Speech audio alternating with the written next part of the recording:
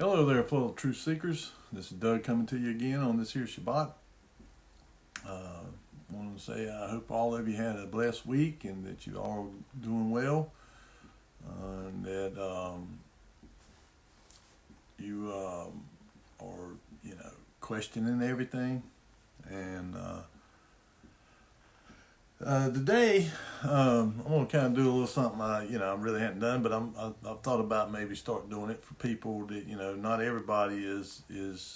I think people are becoming more aware of their health and the epidemic of dis-ease or disease that we see in this country. I mean, it's just incredible. And one of the things that I run up on this past week, I listened to a guy, he's Dr. Berg, and he has different people on his, he interviews about different aspects of health. And they're all, professionals, doctors and researchers and stuff. And he had a doctor on there, Dr. William Davis. And one of the things this guy discovered, now it wasn't that he discovered this microbe, but he discovered how to make it into a yogurt that you can eat, and it is probably, he calls it a keystone microbiome. And what they found is there was a guy, and it's called Lactobacillus reuteri, and it was a doctor over, I think it was in Belgium or somewhere, that discovered it like 40 years ago or so. And he discovered it in mother's milk, breast milk, and he also had saw it in like stools and stuff. But so he started investigating it. He went around the world to different locations, like down into South America, down to Australia and New Zealand, and looked at the people like the Maori people who continued to eat pretty much the diet like they'd always eat, and they didn't really have access too much to any kind of modern medicine. And what he found was, over this period of time, he began to realize that this Lactobacillus reuteri was missing in about 96% of people in the West. The United States and Europe, Canada, Australia, that it was missing. And so, I mean, but that particular scientist or whatever, he never really pursued trying to figure out a way to reincorporate it back into our microbiome in our guts.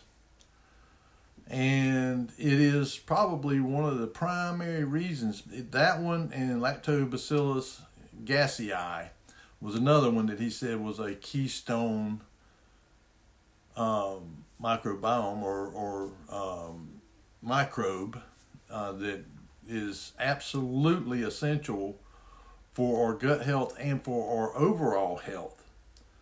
And so Dr. Berg, he at the end of the video, he showed, and by the way, the name of this video, if you want to go look at it, is Fix Your Gut with One Microbe.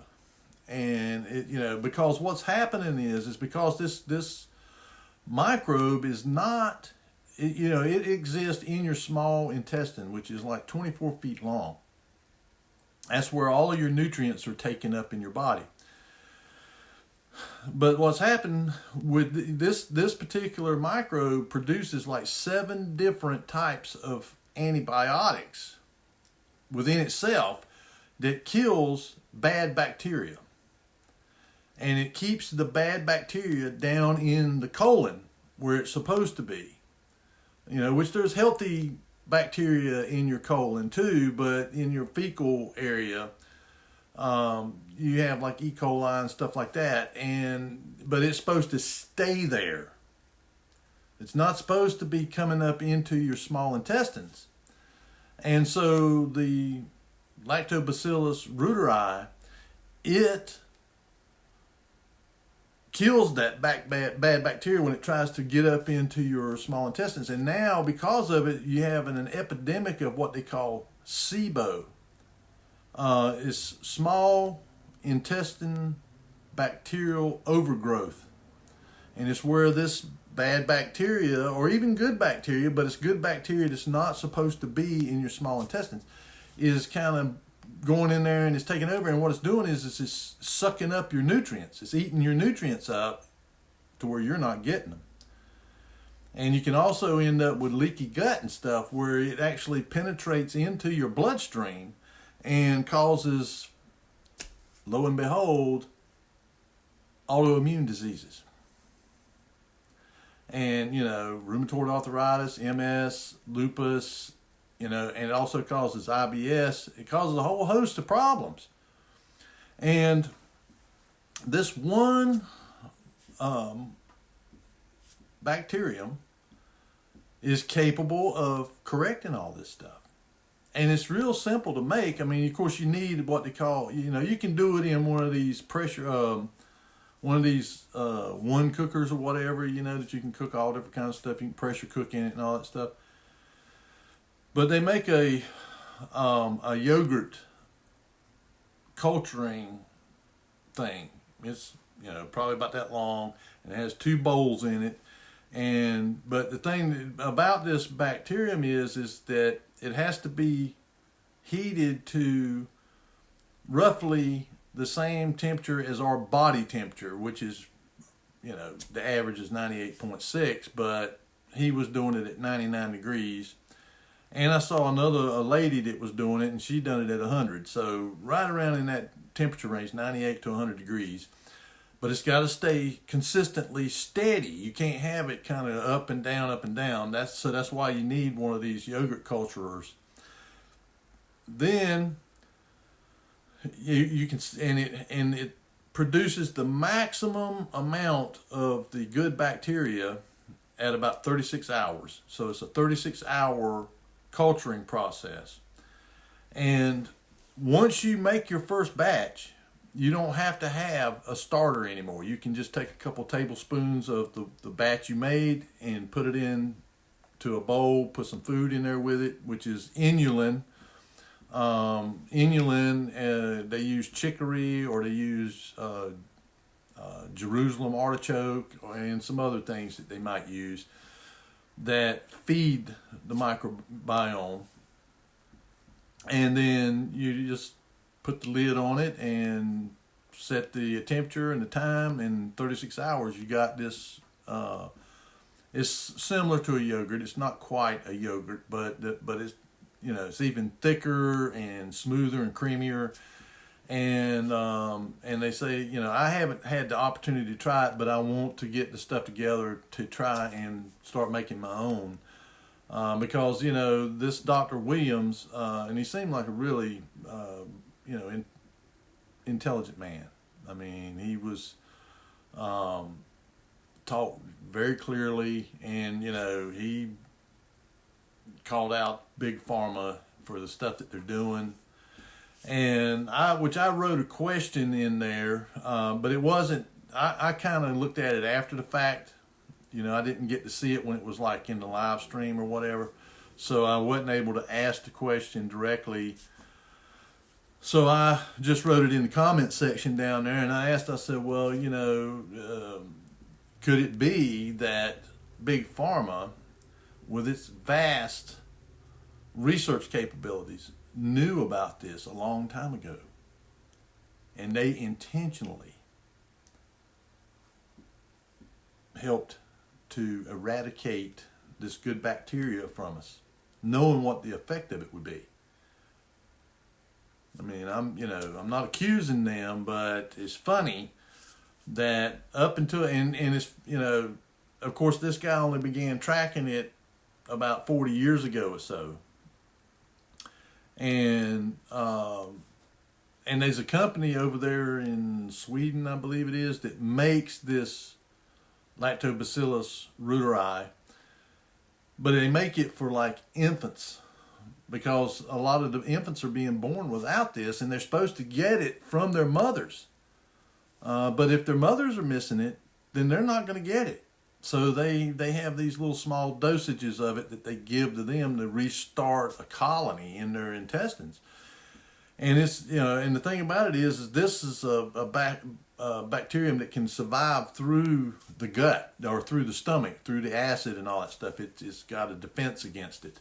And it also helps with producing this stuff called oxytocin, which is a hormone that is responsible for our mood. They call it the love hormone, that it makes people more loving, more empathetic, more compassionate. And that may be why we're seeing the epidemic of just hostility. I mean, and they were saying that,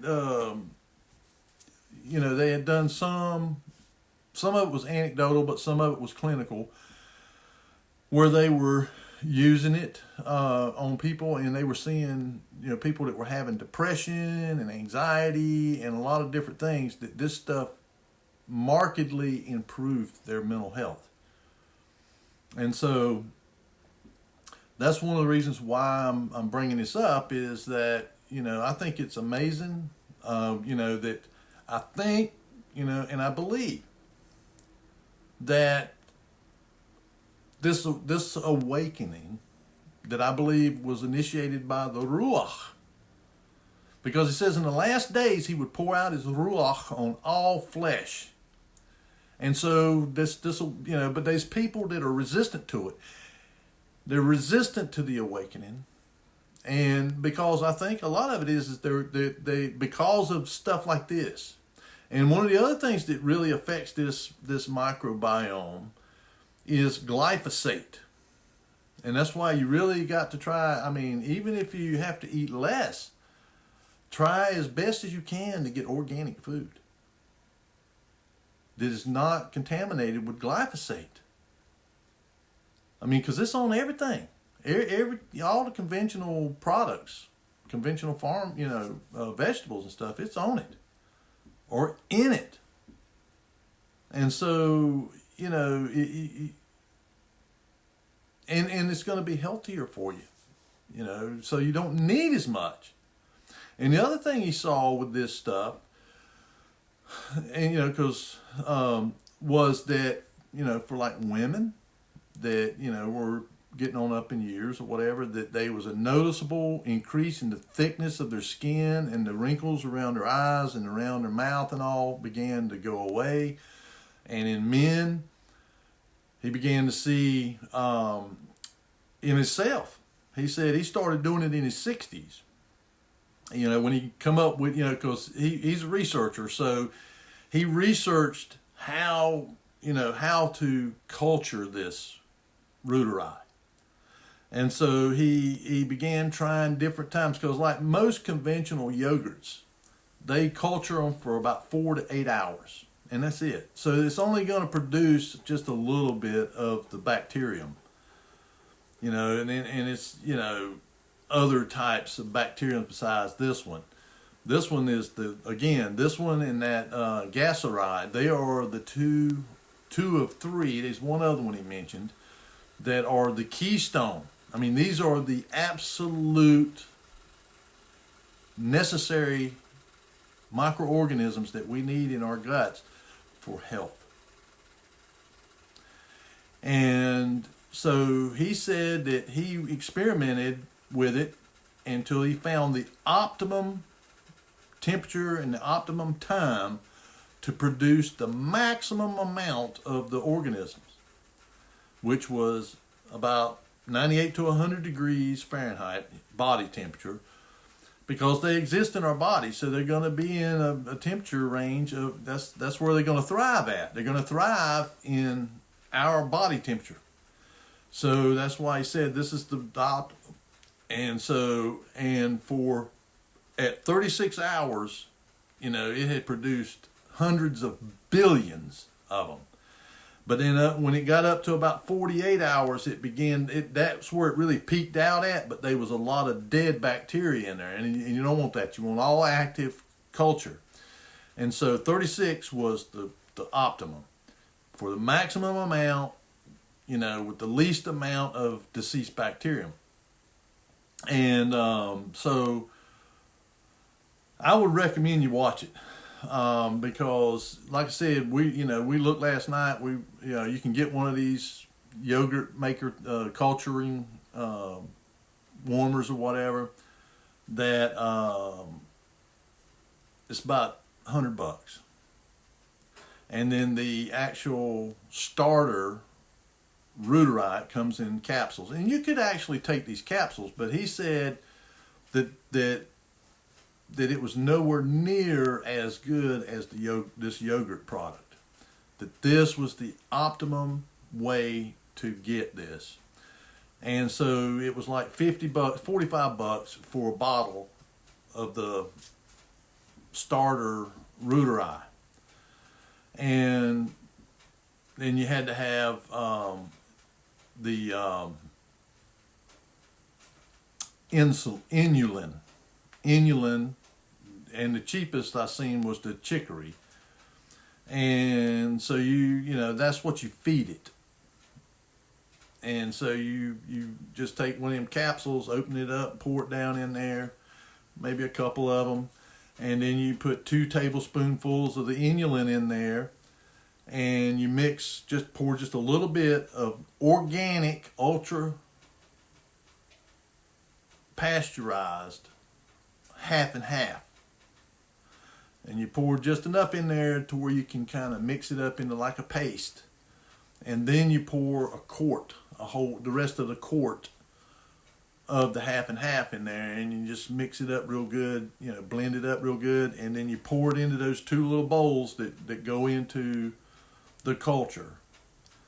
And you put the lids on them, stick them in there, and you fill it's like a bath. You fill it up with water in there up to the level of the mix you have in the bowls. You fill your water level up to there, roughly. If it's a little bit over or whatever, it's no big deal. But you fill it up, then you put the lid on it, set your temperature, set your time. 36 hours, you got cultured Rooterite in the form of like a yogurt. And then what you do is, it'll last for up to 10 days in the fridge. And of course, you're making a quart, so if you're eating a half a cup of it at a time, you and your family and stuff, you can go right through it. And you can put sweet, honey or a little maple syrup or some fruit, like fresh blueberries, strawberries, pineapple, coconut, whatever, your preference is. You can put a little bit of that in there to kind of snap it up, but Dr. Berg said it, tasted great by itself. And so and then when you save enough, you don't eat it all. You wait, and when you get down to where you got maybe a quarter of a cup left, then you use that to start your next batch. And, and I would say if you consume it pretty heavily, and I mean, you can eat it every day. I mean, it's nothing, you're not like you're going to get an overabundance of it or nothing, because it has a life cycle just like anything else. But he said that they had seen remarkable things. Like I said, with him, when he was in his 60s, he said his muscle mass increased by 50%. And his muscle mass increased, I forgot how much he said that was, but he said his strength increased by 50%. I mean, that should say, it actually, and people's hair, like me, I mean, if you look, I was completely bald up here. That come from rosemary, from eating fresh rosemary and changing my diet. I mean, I because you are what you eat. I mean, that's really true. And so, my hair is starting to come back in, and I really feel like if I can get onto this Reuterai, that all my hair will come back. That, I've probably been without this stuff since I, was a teenager or something. Or since the first time I ever took antibiotics, which was probably when I was like 10 or 11, 12 years old, got some kind of infection or something. And it killed it off. Because most antibiotics are broad spectrum. They do not kill just, selectively, kill the bad stuff. They kill everything. And as where this Reuterai, that's what's remarkable about this stuff is it targets. It has a specific antibiotic chemical or whatever that it releases based on what the bacteria is. If it's like E. coli or Listeria or something, it releases one that will just kill that. It won't kill anything else. It'll only kill that. Talk about fearfully and wonderfully made. I mean, that's incredible. And so that's why I thought I would bring this information to you because, this is not a medical, health channel or nothing like that, but I think it's very interesting and it's, I think it's important. I think that if Donald Trump and them and Maha, RFK and all, can actually do, if he does what he says, if he's able to do what he says, I think this should be, priority number one for American health. This should be the first place that we start. And I guarantee you, you would see a big turnaround in this country. I mean, start incorporating this stuff in, if there's a way to do it, incorporating it into food. To where that people are getting it. And the other thing is that I began to think about this, and of course they ain't none of them gonna listen to me because I ain't nobody. But I was thinking about like the healthcare situation, the health insurance. You got all these for-profit insurance companies that you would think that with the extreme high cost of medical care and all, that they would be going broke or they'd be struggling or whatever. But instead, they're rolling in money. Why? How? Because they decline people, coverage for stuff. They figure out it's like that United Healthcare that guy was killed. 32% of their claims are denied. So you wonder, how are they making all the money they're making? Well, that's how. And I think the lowest one was maybe Blue Cross Blue Shield, or it might have been one, I'm not sure if it was Blue Cross, but Blue Cross was one of the lower ones, which was like about 7 or 8% decline for a service or whatever. My thinking is that we need to have a health care or health coverage trust fund that everybody has to pay into it based on your income level, a percentage, and that from the lowest person down here that's on Medicare or that's on Social Security or a pension or something, up to the CEO of these big corporations, and just get rid of these big insurance companies. They have to go into doing something else, actually producing something productive. And the same, the Medicare, Medicaid, all goes away, and it goes into this system, and everybody has to contribute something to it. But I guarantee you, and it cannot be touched. It cannot, the government ain't gonna, you can't let the government get their hands in it. Now they can regulate it and police it.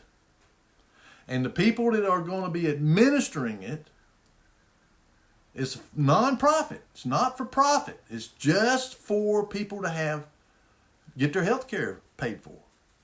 And it should be set up in a way to where it encourages people to change their lifestyles. That it, in some way it rewards people for being healthier, for eating healthier, for living a healthier lifestyle. If you go to the doctor and he says, man, all your stuff is looking great, then you should get a discount on your cost. And, being a nonprofit, you pay the people who administer it, you pay them a salary that is commensurate with someone who would be in a position like that in private industry. So it takes the incentive out of it for them to become corrupt and try to, and there needs to be, like I say, there needs to be people that have no connection to the government, no connection to that system, to audit it and keep an eye on it. And like I say, all the politicians, they all got to be in it too. The same system that you and I are in, they all got to be in it. No special kind of medical care. Just like this trying to pass this bill here recently, that was going to give them a big boost in the level of health care that they were going to get. They were going to get the elitist health care, plus a big raise.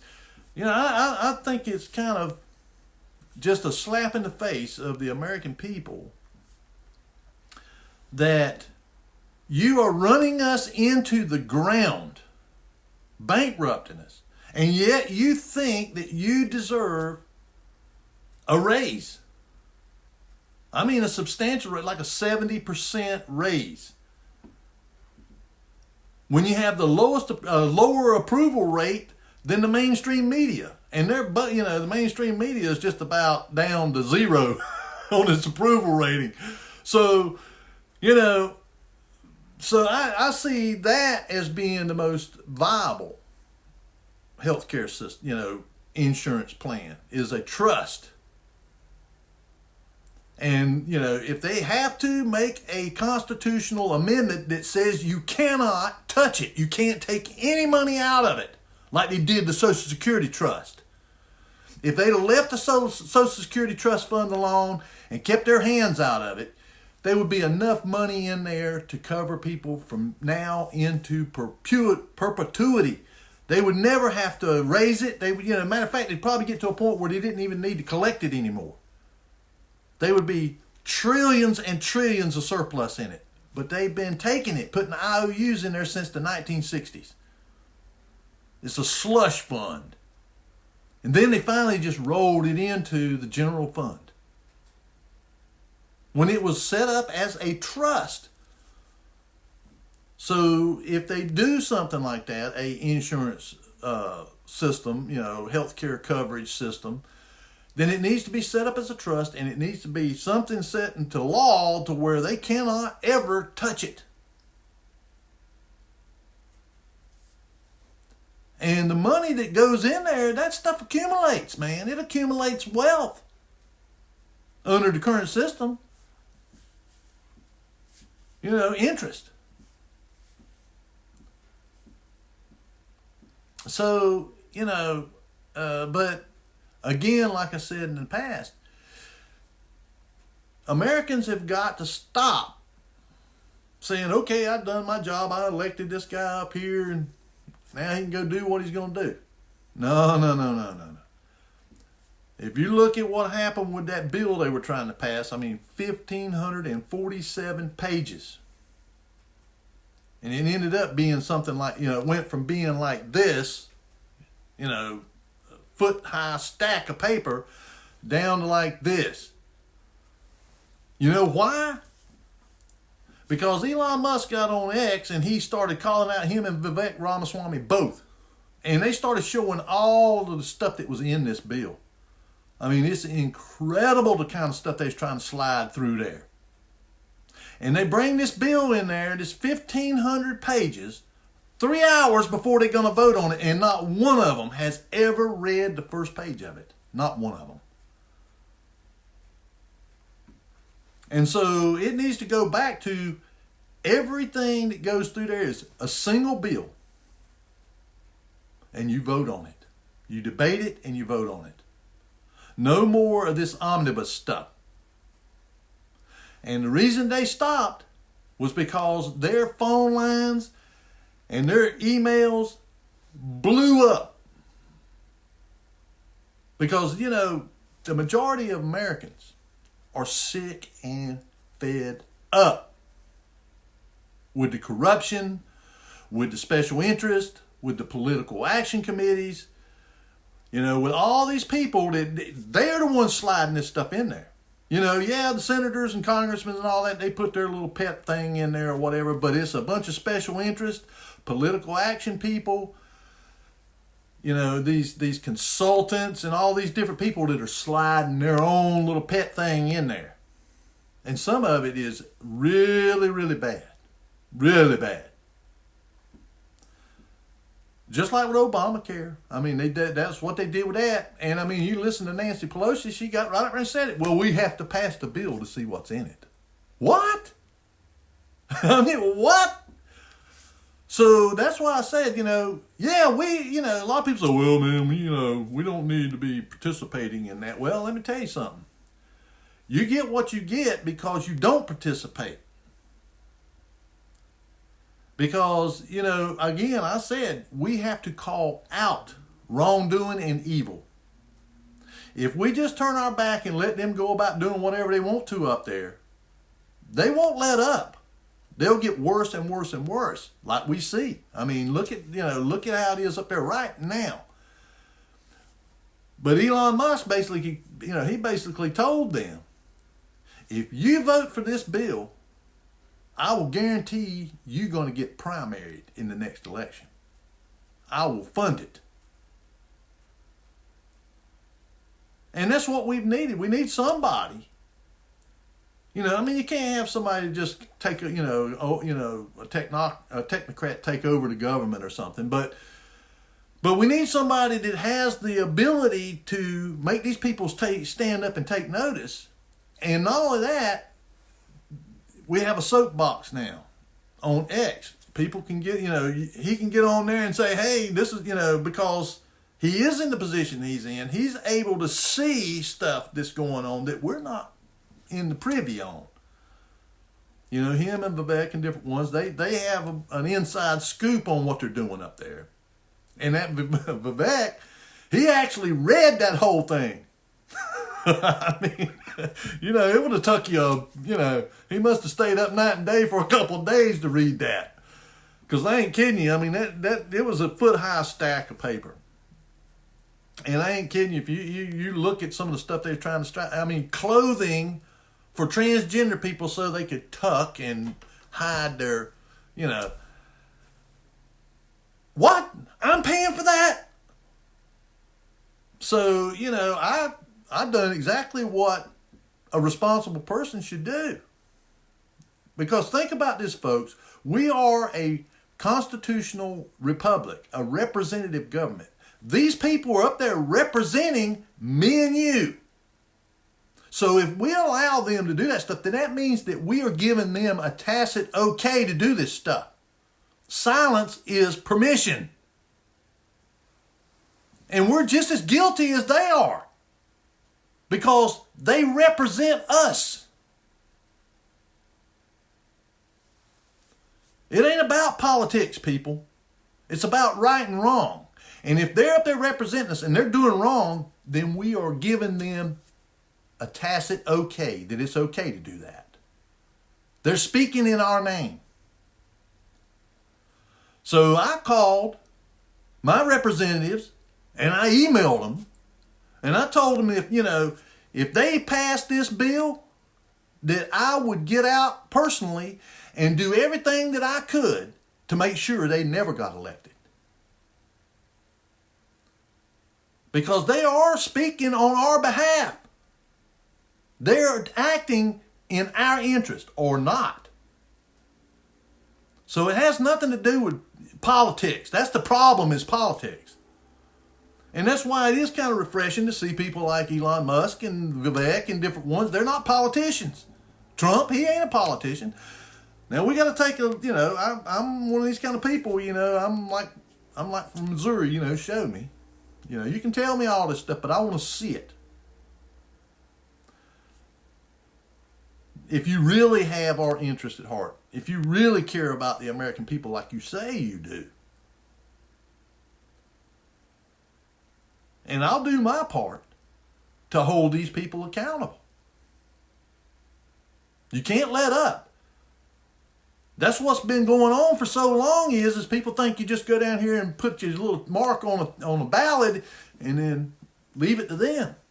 And they, you're leaving the foxes that guard in the hen house. No, if we're a representative government, that means we have to take an active role in how they govern and hold them accountable. And if they're doing things that are wicked and wrong, and they're representing us, and we don't say nothing, it's like I've said, scripturally, Yahushua was not a pacifist like people want to make him out. He was a radical for his time, and he did not hold his speech. I mean, he was mainly going after the religious system, because they were the people that were supposed to be shepherding the people of Israel, the Hebrew people. They were supposed to be shepherding them in the ways of Elohim, and they were not doing it. They were teaching for doctrine and law the traditions and doctrines of men. And so you can't have that for them or for us. That's why all the evil, same-sex marriage, abortion, on and on, it's transgender stuff, all this woke stuff, DEI, all of that. That's why it got in there. Because we are, okay, I voted, let them deal with it. And so, if you do that, and you don't call these people out, then you're saying it's okay. And it's the same thing they've done with the religion, the Protestant churches and the Catholics, all of them. They got their 501c3 charitable organization designation. And so they just basically tell them, you have to stay out of politics. You got separation of church and state. Do you think there was a separation of church and state under the Hebrew system, the Mosaic system over there? No, there wasn't. It was a theocracy. But if you notice, they didn't have policemen, they didn't have courthouses, they didn't have jails, they had cities of refuge for people that may have inadvertently killed somebody, and, it was the eye for an eye, tooth for a tooth. The family would come after you in retribution. So you could escape to one of these cities of refuge and hope that they would die off or they'd forget about it or whatever, and then you could leave, but sometimes you might be there the rest of your life. But they didn't have any of that stuff because people were given a code of conduct, the way to behave, the way to live. And as long as they did that, then they didn't need no law. They didn't need, police and jails and courthouses and all that stuff. They didn't need it. And so, they had judges of a sort. I mean, the prophets a lot of times would come and tell them, hey, you need to stop doing that. And of course, what did they do? They killed them or put them in prison or, done something to try to shut them up. Because everybody was doing what was right in their own eyes. Just like we see now. Well, we need to hold these people accountable. People need to have their health restored. I really believe wholeheartedly if we could get this, people's gut health back, with the right balance of the microflora and all like they're supposed to have.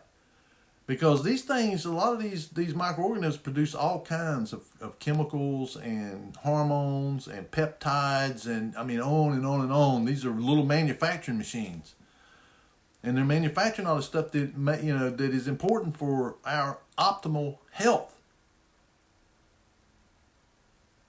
Not only physical health, but mental health. And I don't know why people wouldn't be on board with that. Unless they're people that they do have access to this stuff and have had access to it. The elite. The ones that are profiting off of our dis-ease, as Doug on Doug and Stacy says, because that's where it comes from.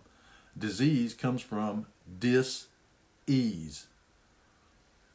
And so, I just think that people need to be involved in what's going on. The people in Israel, back in the day, they were involved.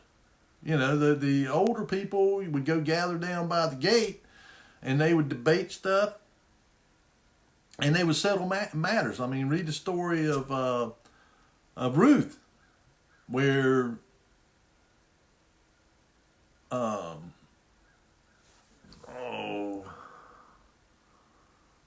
Boaz, he was, wanting to be the kinsman redeemer, but there was somebody ahead of him, so they go down to the gate and he finds the guy down there and he tells him, hey, you're the kinsman redeemer, and this land over here goes with it if you marry this woman. And he tells him, she's a Moabitist, and no, I don't want to marry her, and because he already had a wife, but that was their law, and the way that it operated. And so he didn't, but in order to reject it, you had to take your shoe off and give it to him or whatever. And he took the shoe and put it up and said, hey, he doesn't want to fulfill the role of the kinsman redeemer. And so Boaz said, I will. I'm the next in line, so I will redeem her land for her. And so, they were involved. And so you can't not be involved in what's going on in your nation and in your communities and in, your government. You have to be, because otherwise they'll do whatever they want. You have to hold them accountable. And we see that. We got, and just in my lifetime, what I've saw, how things have just gone like off a cliff. And I see, there is people that are involved. Most of these people that are involved are just people that are trying to get in there and get their own little grift going. So it's got to be grassroots, folks. It's got to be all of us, because we're all in this boat together. And if the boat sinks, we go down with it. And we can, and like when Jonah went to Nineveh, they repented from the king down. Well, if we can begin to get people to see, that turning from wickedness and living righteously will forestall judgment. Because a nation that does like the way we're doing now, judgment can't be far off of some kind. And we may be already experiencing it. I just believe that, like with this weather modification and stuff like that, they're trying to cover up the effects of it. Maybe we're been in a big drought, and this is the only way they can try to make rain. But they're killing us doing it with all these metals and all the other junk that they're pumping up there. That stuff needs to stop. And the only way it's going to stop is we have to speak out. We have to stand up. You don't want to have that stuff put on you? Then you got to make your voice heard. That's all there is to it. Say enough is enough. Because it ultimately we end up leading to violence. People will rise up and, like a revolution or something, and then you got bloodshed. And we're reason, we have the ability to reason. We should be reasoning.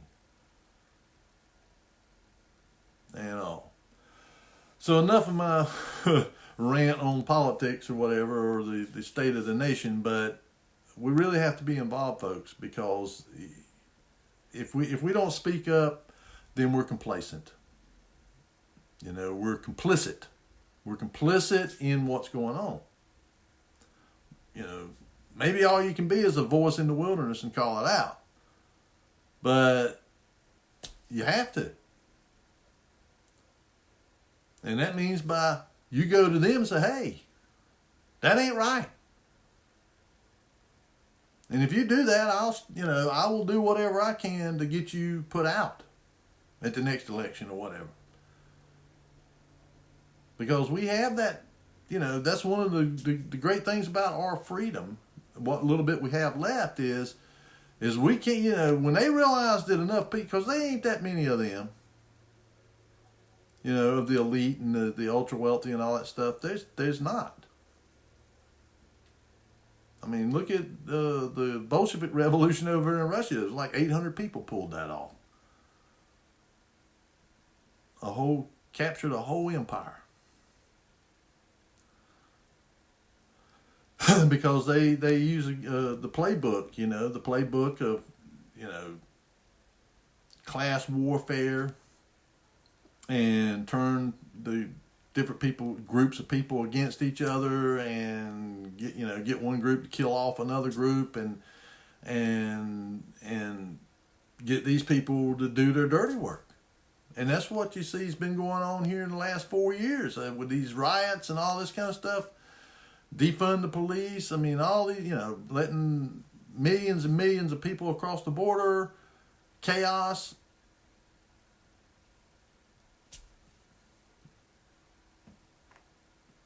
But we allowed it. But I think that people is kind of, been also a part of the awakening. That people need to, if you want your freedom, I mean, because they won't stop there. Just like the Bolsheviks, they'll come after the believers and start persecuting and killing true believers. And sort of like that old saying is, evil flourishes when good men do nothing. Somebody else will do it. So I'm going to let that go there. But today I want to kind of talk a little bit about the Good Shepherd. It says, I'm reading from the Gospel of John, chapter 10. Verily, verily, I say unto you, and I'm at verse 1, he that entereth not by the door into the sheepfold, but climbeth up some other way, the same is a thief and a robber. And this is, an example of that would be somebody like Nimrod trying to build a tower up there to go, get into heaven some other way. And people that's been all through time, since Adam, that's what they've been trying to do. Trying to, get their way into heaven or, become gods like Satan said they would. But he that entereth in by the door is the shepherd of the sheep. To him the porter openeth, and the sheep hear his voice, and he calleth his own sheep by name, and leadeth them out. And when he putteth forth his own sheep, he goeth before them, and the sheep follow him, for they know his voice. And a stranger will they not follow, but will flee from him, for they know not the voice of strangers. And this parable spake Yahushua unto them, but they understood not what things they were which he spoke unto them. Then said Yahushua unto them again, Verily, verily, I say unto you, I am the door of the sheep. All that ever came before me are thieves and robbers, but the sheep did not hear them. Talking about religious leaders that came before him. I am the door. By me, if any man enter in, he shall be saved, and shall go in and out and find pasture. The thief cometh not but for to kill, to steal, to kill, and to destroy. Talking about Hasatan. I am come that they might have life, and that they might have it more abundantly. I am the good shepherd. The good shepherd giveth his life for the sheep. But he that is an hireling, and not the shepherd, whose own the sheep are not, seeth the wolf coming, and leaveth the sheep, and fleeth. And the wolf catcheth them, and scattereth the sheep. The hireling fleeth, because he is an hireling, and careth not for the sheep. I am the good shepherd, and know my sheep, and am known of mine. As the Father knoweth me, even so know I the Father. And I lay down my life for the sheep. And other sheep I have which are not of this fold, them also I must bring, and they shall hear my voice. And there shall be one fold and one shepherd. And he's talking about the Gentiles. And it says, therefore doth my Father love me, because I lay down my life, that I might take it again. No man taketh it from me, but I lay it down of myself. And I have power to lay it down, and I have power to take it again. He raised himself. This commandment have I received of my Father, Yahuwah. There was division, therefore, again among the Jews for these sayings. And many of them said, he hath a devil and is mad. Why hear ye him? And these are those synagogue of Satan. Others said, these are not the words of him that hath a devil. Can a devil open the eyes of the blind? And it was at Jerusalem, the feast of the dedication, Hanukkah. That's what the Hanukkah is, the feast of dedication. And it was winter. So he partook of Hanukkah. But it's not in the list of Leviticus 23 of the feast of Yahuwah. It was something that was started after the Maccabean revolt, when they cleansed the temple over there and rededicated it after the abomination of desolation by Antiochus. And it says, and Yahushua walked in the temple in Solomon's porch. Then came the Jews round about him and said unto him, how long dost thou make us to doubt? If thou be Hamashiach, tell us plainly. Yahushua answered them, I told you, and you believe not. The works that I do in my Father's name, they bear witness of me. In other words, the miracles that he did was a testimony. It was proven that he was who he said he was. But they didn't they couldn't receive it. I mean, he healed the sick. He caused the blind to see. He raised the dead. He fed the 5,000. Then he fed 4,000 plus women and children. And he done all these things. Walked on water. I mean, that was telling them. Not in words, but in deeds. And yet and you would think peoples that had, throughout their existence, had experienced all kinds of miraculous things, that would have been a sign to them, that they would have received him openly, but they didn't. They rejected him. And that's why Jerusalem became desolate and was destroyed, and the temple was destroyed in 70 AD, because they rejected him.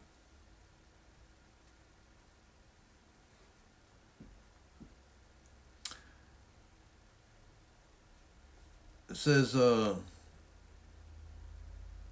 and for us, when it says, my sheep hear my voice, You see these red letters in here? That's his voice. If we hear it, we hear what it's saying, then we're hearing his voice. That is him speaking to us. But he can also come to you in person and speak to you.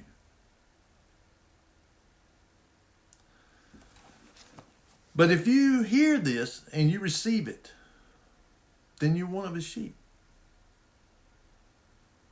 It says, my sheep hear my voice. You hear these words. The scripture says, faith cometh by hearing, and hearing by the word. So, if you're hearing his words, he's speaking to you right here. And if you hear it and receive it, and follow him, then you're one of his sheep. You're following the good shepherd. It's pretty straightforward. But they wouldn't receive it. They wouldn't hear it.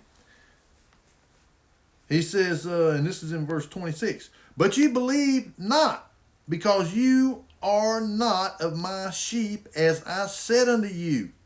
My sheep hear my voice, and I know them, and they follow me. And I give unto them eternal life, and they shall never perish, neither shall any man pluck them out of my hand. My Father, which gave them me, is greater than all, and no man is able to pluck them out of my Father's hand. I and my Father are one. You know, but these people that, Trinity and all that stuff, that they don't understand what that represents. Yahushua was Elohim. Yahuwah is Elohim. The Ruach is Elohim. And if we are in Christ, we are Elohim. I mean, and I've talked about this before. It says, then the Jews took up stones again to stone him. Jesus answered them, many good works have I showed you from my Father. For which of those works do you stone me? The Jews answered him, saying, for a good work we stone thee not, but for blasphemy, and because that thou, being a man, makest thyself God. Jesus answered them, is it not written in your law, I said ye are gods? If he called them gods, unto whom the word of Elohim came, and the scripture cannot be broken, say ye of him whom the Father hath sanctified and sent into the world, thou blasphemest, because I said, I am the Son of Elohim? If I do not the works of my Father, believe me not. But if I do, though ye believe not me, believe the works, that ye may know, and believe that the Father is in me, and I in him. Of course, therefore they sought again to take him, but he escaped out of their hand, and went away again beyond Jordan into the place where John at first baptized, and there he abode over in Qumran. And many resorted unto him and said, John did no miracle, but all things that John spake of this man were true, and many believed on him there. And so, because the ones that heard him, heard what he said, heard his words, and believed on him, and believed his words, they were of the fold. And by having his words written down here, we are hearing his voice too. We're hearing it in the written word. And if we hear them, and we do them, and we follow him, then we're his. And we won't hear any other voices. The Gnostics or the Protestants or the Catholics or the Buddhists or whoever. We won't hear their voices. And if we do hear them speaking, we go away. We run from them like a sheep. We flee from them. And so that's how you hear him. You hear him in his word here. And again, he can actually come to you. I know. But you read this and you take it to heart and you believe it. And you follow him. Because I've said it time and time again, there's no other name under the Shamayim whereby you must be saved than by the name of Yahushua HaMashiach. And so his sheep know his voice. They know this is real. They know this is true. And the ones that scoff at it and discount it, like those Jews and the scribes, Pharisees, Sadducees, they're not his.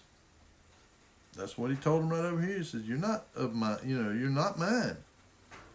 But ye believe not, because ye are not of my sheep, as I said unto you." If you believe, you're his. If you don't, you are not. Then you're already condemned. Like them. So I hope that, and as always, I encourage you to read this. The Gospels are really where you're going to hear his words. And he's telling us how to follow him. And that's what we need to be doing. We need to be following him. We need to be focused on him. And we need to be in him spiritually. We need to spiritually be a part of him and him in us. And through him, we're a part of Elohim. We're connected back to Elohim through him. And I think that's what he's trying to tell us. And why he told me, stop focusing on all this stuff about where you're at, as far as tribulation and the millennium. And, I'm not saying I don't still investigate stuff. I do. But my main focus is not on that anymore. My main focus is on that, following him, listening to him. And he's revealing more and more stuff to me all the time. Just like this here, he led me to this about the health thing. Because I prayed about it. I prayed about how, lead me to what I need to do to get my health and my family's health back. And because to me, that's more important. We need money and stuff, that's part of the way our world operates. And Christ never said anything against any of that, against money and all that stuff. It's just the love of money. Worshiping it, being, making it your God. No, he understands that. It's just like when he said, when they showed him the tribute money. It says, whose inscription is on here? And they said, Caesar's. He said, well, render unto Caesar's that which is Caesar's. And render unto Elohim that which is Elohim's.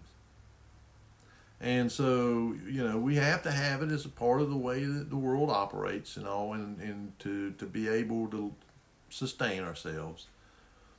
But our real focus should be on the non-tangible, the real tangible things, the things that, our health, our belief, helping others to come to belief, and understanding and knowing his word. And I think that those are more important than having a pile of money. Even though, like I say, we need money in the way the world, the way the system is in order to buy food and, pay our bills and stuff like that. And the other thing I asked is to help us to be able to pay off our, any debts that we have and become debt free. Help us to do what we can, work wise and all to be able to do that. And I'm kind of seeing a trend in this country where I think that people have gotten burnt out on consumerism. Um, and it may at the beginning, I mean, and really because we don't have that much manufacturing here anymore in the United States like we once did, it won't be as hard on us here as it will on people like the Chinese. If if we have a really substantial correction in consumerism, all of this cheap junk, uh, it's gonna really hurt the Chinese. It's not gonna. It'll be hard here too because of retailers and stuff like that that rely on selling that stuff. But maybe people will get back to making things that are practical kind of stuff that lasts. Making our own clothes, making shoes. Making clothes and shoes that are natural, from hemp, from linen, from cotton, that kind of stuff. And actually, I mean, the scriptures tells us that's the kind of clothes we're supposed to wear, and we're not supposed to mix them because they actually have energetic properties, and so they help to kind of smooth out our electrical system that's in our body. They kind of help to keep it smoothed out. That's why he told them not to mix linen and cotton and wool and cotton and wool and linen and stuff. You make clothes out of one material and that's all. And these clothes now, polyester, all these plastics and stuff, that stuff is bad. I mean, it is bad for your health.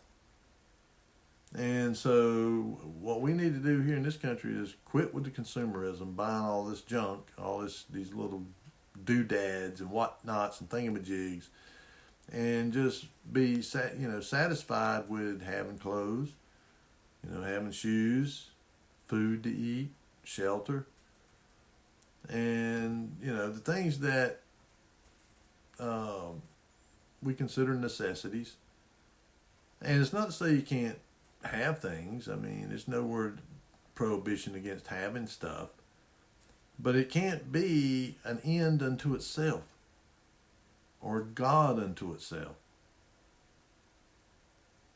It's like I said last week. He didn't, God doesn't want to be a killjoy, and all that. No, I mean his guidelines for how to live and the guardrails are there to protect us, not to harm us. And in fact, that his laws give us freedom, and give us the freedom to do pretty much anything we want as long as it's liberty in it. It's the law of liberty that Paul talks about, I mean, that we have liberty in it because it sets guidelines and guardrails around us so that we don't harm people, we don't harm ourselves.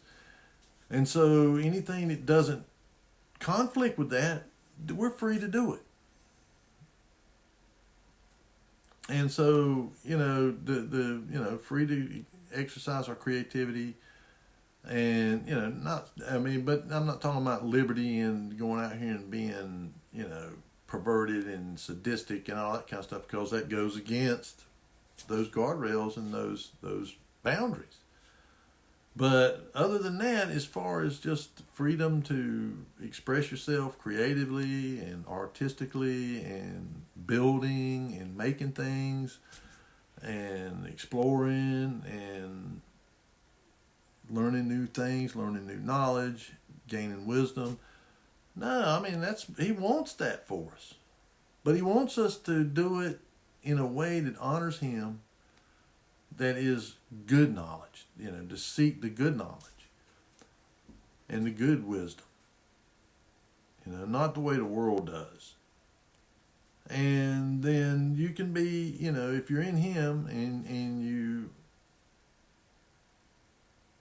have these liberties that are within his guardrails and boundaries, you'll be happy. You'll be content. And the older I get, the more I understand about contentment.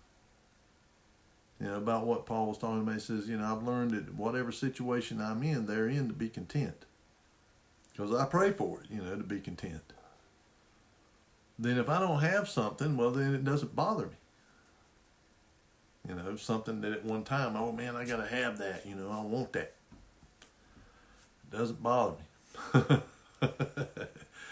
I'm contented to read this and to search out, knowledge and wisdom, and to search through things I can search through on the internet, and like on Google and stuff. Of course, they suppress stuff and all that, but there's some stuff that they don't, because it really doesn't, it's not something that's going to just outright destroy their narrative or their, what they are trying to propagate.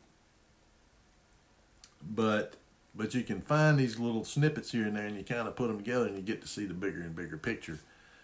AI ain't kind of caught on to that yet. That's the difference between us and these AI, which I'm really beginning to believe that a lot of this AI is just a kind of it's a vehicle through which demonic spirits can operate. They can actually be able to interact with people again without taking possession of people. And that, these automatons, robots or whatever, I see that as being a way for these spirits to actually take on a kind of physicality again. That, that if you build these robots, like Atlas and this, what is it, the Tesla robot Optimus, and some of these other ones that they're building that are very human-like, or getting more and more human-like in their design. If you have this AI, this advanced AI, that demonic entities can come into it, and as a environment in which they can exist, other than as a spirit walking around on the earth or in Tartarus or wherever, then they can use that AI as a way to actually control these robots, independently. They can take control of one of these robots independently and use it like it's their own body or something. Because when it comes to possessing humans, they have to have a legal right to do it. They can't just go and take possession of somebody. The person has to give them a legal right to do it. There's sort of this unwritten, I've talked about that, that's sort of like an unwritten set of laws that govern what they can and cannot do. And that's why we, the scripture says that people perish for lack of knowledge. And what I talked about last week about being aware of the schemes and the wiles and the things that Hasatan and his minions do. Be aware of it. Then you're not going to do something that's going to give them a legal right to do things to you.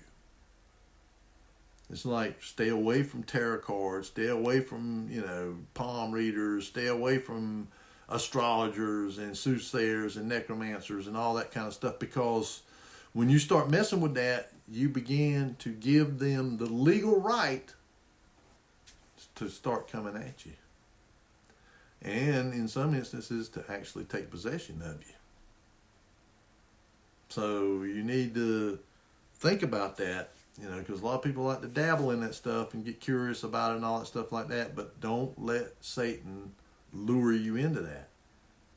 Again, we are not ignorant of his devices, because this right here, and that's why I was talking about reading the Torah and the prophets and stuff. You go back there and read, and it tells you about that stuff. Stay away from it. Don't do it. Don't practice these things. Because what he's basically telling you is if you practice these things, you are giving them a legal right to come and possess you, or to give them a stronghold where they can hang around and stir up trouble and break up your family and all other kinds of things. Because they love doing that kind of stuff. I mean, that's the kind of stuff that they get pleasure out of. Because they can't really do anything else.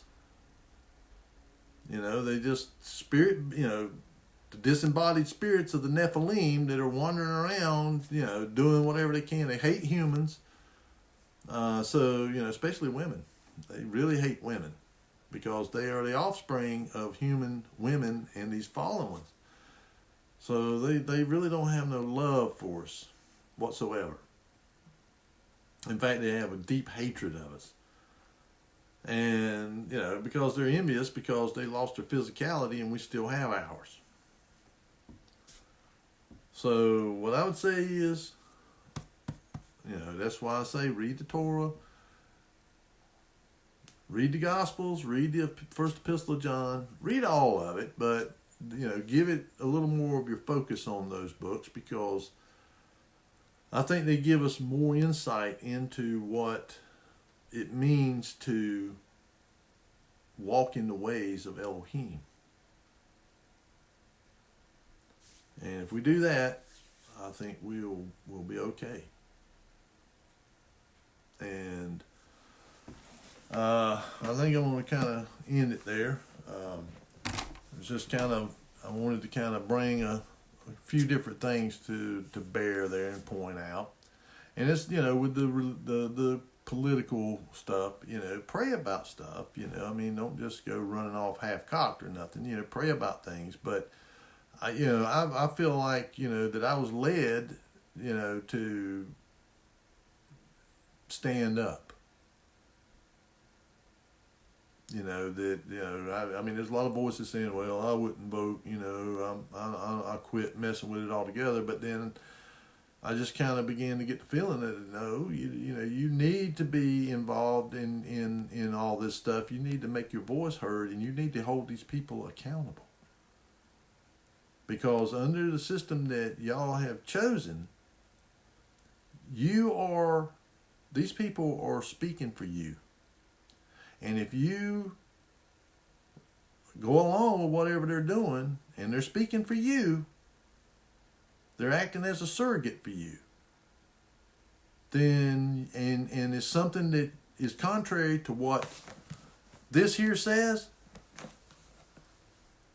and you don't speak up in opposition to it, then you are complicit in it. So that's why I kind of began to start taking an active interest in it and a role in it. Whether they do it or not, I'm going to make my voice heard to them. They're going to know how I feel about it. I've had one of these congressmen come by here. I have to give him credit. Congressman Mooney, he rode a bicycle all over his district. And, really nice guy. I got nothing bad to say about him. But, and I email him on a regular basis. I'm like, hey, I haven't, and I will have to say, we talked, and I didn't agree with all of his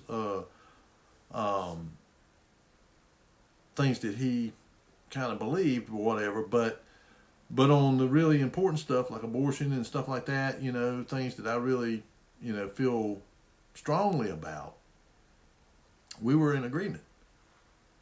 And so, and he's, one of these people that if they're trying to pass something up there that is counter to this, he'll vote no. And because I look at his voting record, it's readily available. You can go look it up. But we have to hold these people accountable because, again, they're representing us. They're speaking for us. They're acting as a surrogate for us. And so if we don't speak up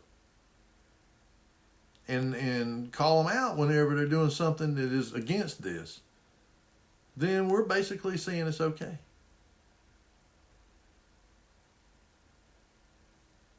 That's why I get on here and, speak and stuff, because I'm going to make my voice heard and what I believe is true. What I believe is the truth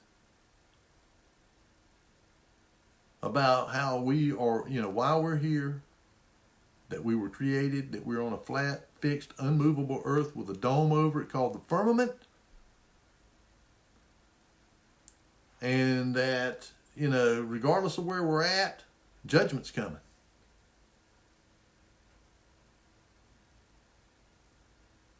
And that people need to repent, turn from their wickedness.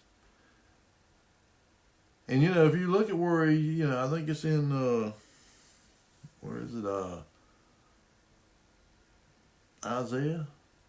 If my people who are called by my name will humble themselves and repent and turn from their wickedness, then I will hear from my place in heaven, and I will forgive their sins, and I will heal their land. He says, my people. He's not talking about the world. He's talking about his people, believers. So, we're the ones that need to repent. And I mean, you can see instances where one man was able to deliver a city. Jonah. Even though he didn't want to. But he was used to do it, and he went to the city of Nineveh, and that city was spared destruction. I mean, it was total destruction coming on them. But they were spared because the ruler repented. And I can't speak for Donald Trump. I don't know his heart. I mean, he says a lot of do the right things.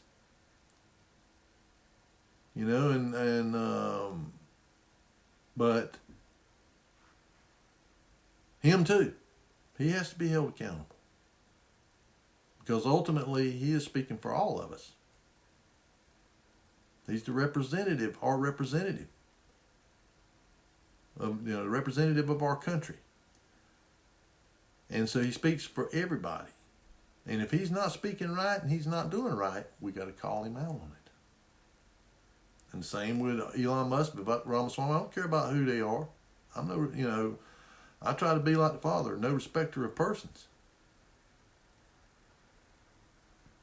You're just a man just like any other man. You put your pants on one leg at a time just like I do. And if you're doing what's contrary to this, I'm going to call you out on it. Do what's right. Speak the truth. Not that hard.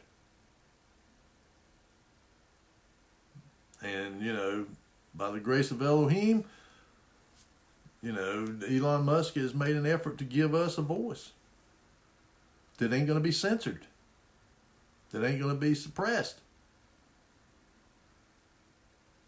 And we should take advantage of it. A lot of people say, oh man, this is the devil's technology. No, it's just like everything, man. It's good or evil. It can be both. It's what you use it for that determines that, whether it's good or evil.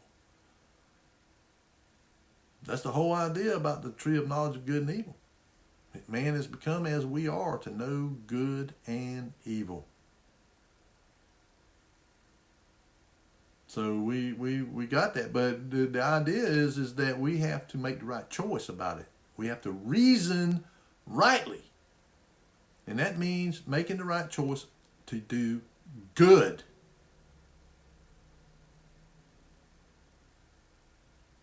And those platforms and all that stuff, yeah, they can be evil or they can be, and if one is, don't go on it. But if one is an open platform like that gives you a voice to speak the truth, then use it. Because the devil's going to. And you got to counter him. We're in a spiritual war here, folks. And we have to armor up and we got to stand up. That's what it says, Put on the whole armor of Elohim that you might be able to stand in the evil day. And it's time to make a stand. If you believe this, if you believe this is true, then you got to stand up and confess it and hold these people accountable to what it says. And so with that, I'm going to quit rambling. I love you folks. I appreciate y'all, taking time out of your schedules and your lives to, busy lives or whatever, to sit down and watch some of these videos. I know sometimes they're long, but I think sometimes in order to really discuss things and get them out there and I got no problem with people commenting on stuff. You want to comment, you go right ahead. I've had all kinds of comments. People that, negative, some of them. But I just take them, I hope that I show you in scriptures, what the word is saying there. But again, ultimately, I'm not here to make you believe anything. I'm not here to convince you of anything. I'm here to just get you to think and to question. I hope that I get you to think, and I hope I get you to question. Question everything, because, again, like I was talking about last week in the video last week, Hasatan is the master of deception, and he's going to cover every base that he can cover. And he's going to have a A, B, C, D, E, F, G plan. He's not. This is the last hurrah, folks. This is his last hurrah. And so he's going to go all out. That's just what I've come to believe. And so, you got to question everything. Take everything with a big dose of salt to chug it down. But anyway, folks, I love you. I hope you all be blessed. And I'll see you again on the next Shabbat if Yahuwah is willing.